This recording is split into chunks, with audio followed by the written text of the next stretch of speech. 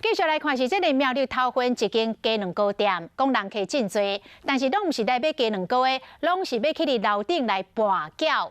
警方接到线报，埋伏军装2个月了后，攻去伫楼顶，果然掠到6个女性的总官，甲12个嫖客，现场有大约2000万在输赢的缴金。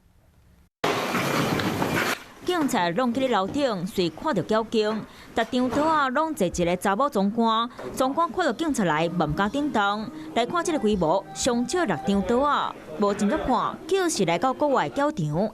警察拢总掠到总官6个人，缴卡12个人。啊，这间缴场煞美伫咧鸡卵糕的楼顶。他这个博弈是利用网络去号召这些赌客。 这间鸡卵糕店定定来真侪人，引起注意。警察接到线报，伫咧附近等2个月，总算互因抓到。警察伫咧内底调查到缴金87000，阁有差不多2000万的科技啊，伊阁非法趁超过3000万。